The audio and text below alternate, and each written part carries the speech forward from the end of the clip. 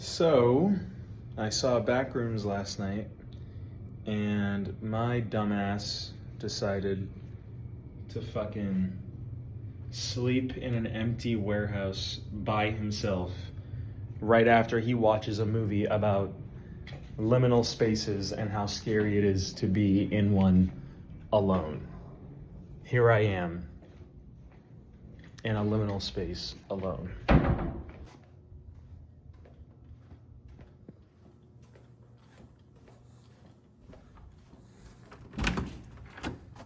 This is where I fucking... This was just on the wall. What is this? SOS? Why would you write that when I'm coming here to go to sleep?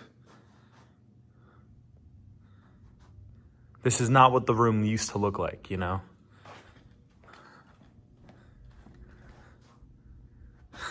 This is the Resident Evil map. And this is the bedroom.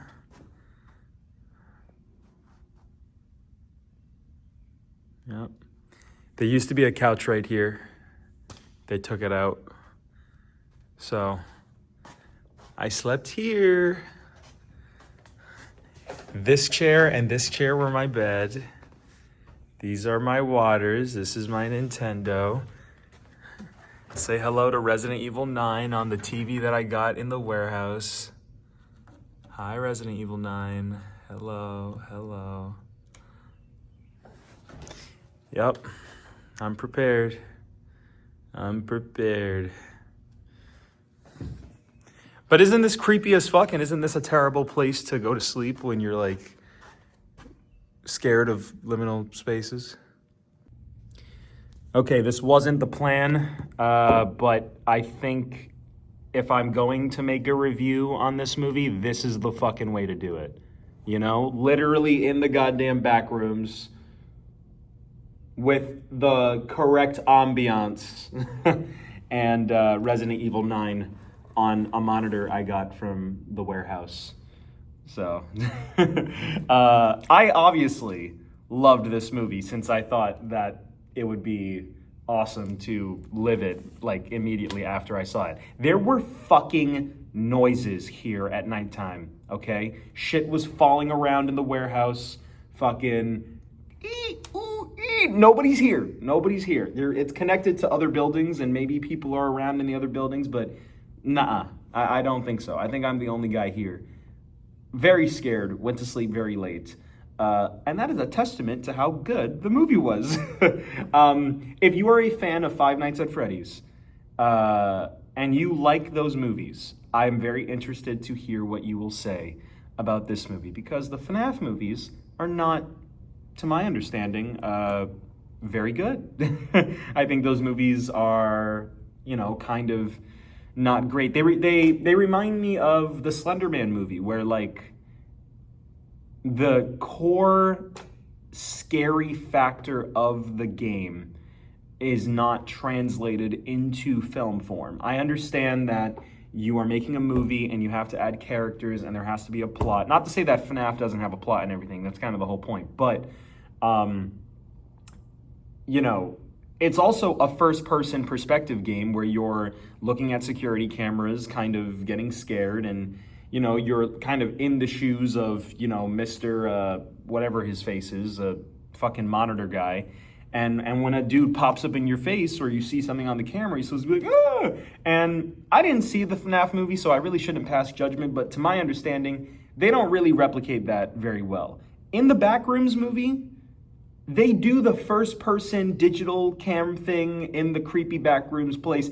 They just straight up do that. The intro of the movie is like one of the TikToks, you know?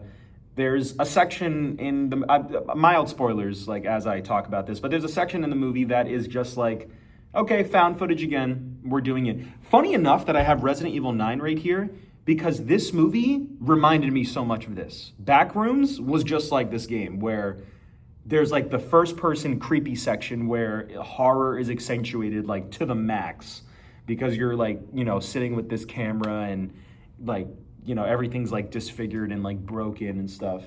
And then it'll switch to a third-person perspective to spectate a character walking through this area. There's two main characters, Chiwetel Ejiofor and then the woman whose name I don't remember, but I'm going to look it up. I'm going to look it up as I'm talking. But both of these actors, amazing, contributed a lot to the movie. And when Chiwetel goes in there, I felt like he was like third person Leon, you know, the camera's kind of behind him, surveying him, like, you know, it's kind of showing him seeing like everything for the first time and like kind of getting a scan of the room and like, you know, running away from something if it like came at him and going to the door across the hall that they showed like 5 minutes ago. Like that was really cool for that perspective. And then when the woman character enters the back rooms and she's walking through it, it's like fixed camera angle Resident Evil, you know, like Resident Evil 1, like the camera's up here and it's not going to move and right here. And I feel like they were creative choices that were not like just like milking like Resident Evil. It informed the characters and like, you know, their reason for being there and what made it feel cool to see them in the back rooms. The woman is from The Worst Person in the World and Sentimental Value. Like I knew it was Sentimental Value lady. She was amazing. She was amazing, and so was Chiwetel and the two other teenage like side characters and Mark Duplass as well. Great cast that I feel like you got to see the full breadth of like everything that they were feeling in all of this chaos. But feeling that the Backrooms gave you when you watch like the TikToks, it transferred that extremely well into film form when it had to add characters and a plot and emotions to this narrative. I really felt like I was playing Resident Evil 9 and I was like kind of surveying a story that synced up with the visuals that I was looking at, and I really appreciated that because I feel like Slender Man and Five Nights at Freddy's like does not do that. You know, Five Nights at Freddy's is like a lore dump, and we all like our lore dumps, which Backrooms was that. Resident Evil 9 is also that to an extent, but done with a bit more tact, and most importantly, it doesn't answer every single question under the sun. It manages to keep the things that make the Backrooms scary at a distance and maintain that. And I think that is something to give a great amount of credit for. I'm going to have to enter spoiler territory pretty soon, and it is like 5:30, so someone's going to be here eventually. So I don't have an infinite amount of time. But I'll just say that like the ending is vague in a way that I really, really, really, really liked. I really was like, that was my reaction when the movie ended. I'm like, yes, that's exactly how you should do something like this. Let's see. Is there anything else I want to say that's not like spoiler filled? I liked the teenage characters. I liked their inclusion in the story. I liked the evolution of the Backrooms. As the movie progresses, it gets weirder and weirder, and it gets kind of scarier and scarier, and I thought that was really cool.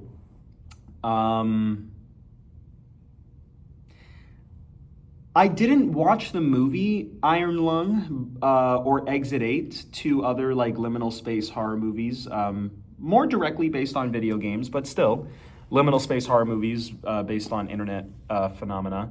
And I've heard like kind of mixed things about both of them. I don't feel like people are going to be really like down on this. I feel like everyone's going to walk out of this feeling confident and like happy with what they saw. This kind of checks off all the boxes. Like, you know, surprisingly, it knows what it's doing. It knows what it's doing, and it knows how to do it. So I'm just going to get to the spoiler section. I'm going to talk about the shit that I want to talk about. I would give the movie probably like a 7 out of 10 or an 8 out of 10. I haven't thought of the rating. You'll see it on fucking Letterboxd. Who cares? Yeah, 3, 2, 1, spoilers. So as soon as these niggas go down, excuse my language, I'm sorry, but as soon as the dumbass Final Destination fodder children go into the back rooms, I was like, I was rubbing my hands maniacally. I was like, yes, I cannot wait to see these characters get clapped, and they did in epic fashion. I love when he went down the ramp, and when he's talking to the girl. Oh, there were some funny ass moments too. When he's talking to the girlfriend, he's like, dude, did he drug us? And he's like, nah, dude, he didn't drug us. Like, I would know if I'm high. And then the girl's like, you are high, Dan. You are. That was really cute. I liked when the monster or whatever got them and dragged them downstairs. I thought that was like a really cool, scary moment. And the found footage, dude, the found footage section in this movie with that teen character, even though it was kind of short-lived and it didn't last the entire time, it was just enough to be like, yes, like show me something like that with these characters in this space. It was very cool. And I loved how when Chiwetel goes down there for the first time, it's like we are learning the layout as he's learning the layout. It's like when you play Resident Evil and you're like, seeing the map for the first time and you're like, where the fuck am I?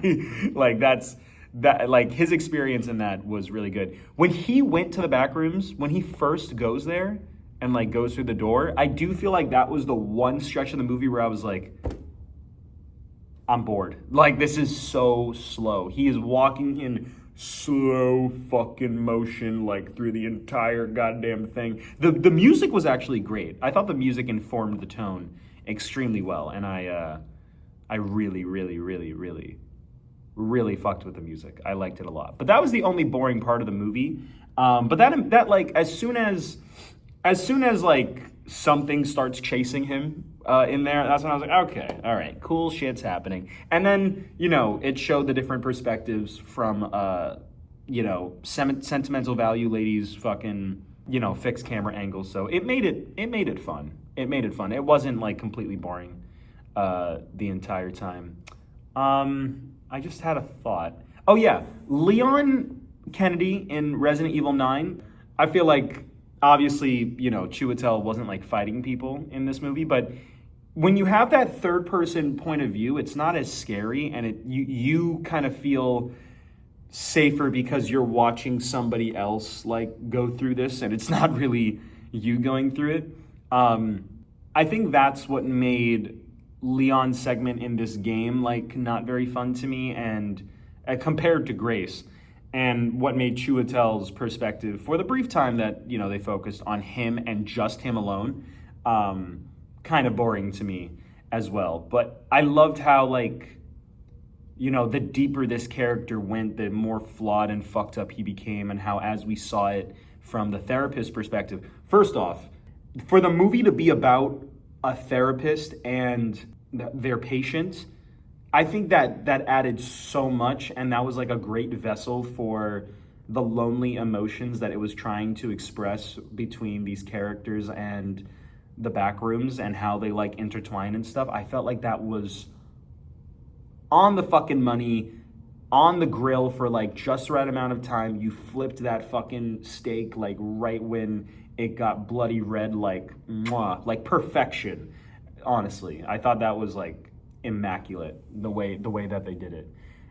Damn, bro, it's mad light outside. I'm gonna have to stop this pretty soon. I really, really liked when the therapist goes down there, what motivates her to go down there. And I loved how the scenes outside of the Backrooms were just as creepy and just as scary in their own way. Probably the most artistically like thoughtful and like amazing part of this movie that I feel like really completes it is the dream sequences that the therapist has, and like her struggles with her loneliness and her isolation in contrast to her patient, who is clearly like, like woo woo, like, up here. And I like that the movie kind of implies that the therapist is not that far off. She just kind of makes a career out of it, you know? Um, and it's and I love how her dreams have segments in them that are just as eerie and just as creepy and just as confusing as the Backrooms, but it takes on a different form. It's not like it's filmed like the first person Backrooms when you're in her dream sequence. It has its own style and its own cinematography, like once again, like a fixed camera angle, like kind of like thing. Um, and like my mind is just racing. Like, were those dream sequences and her mom like hiding her from the world? Was that just like some normal like Carrie shit and your mom like not letting you go outside? Or was your mom going through like the back rooms and like trying to tell you like, yo, like I've seen shit that you don't understand. Like I can't let you go out there. And the explosions that would just happen like at random, like in the dreams. Were those things that really happened in her past?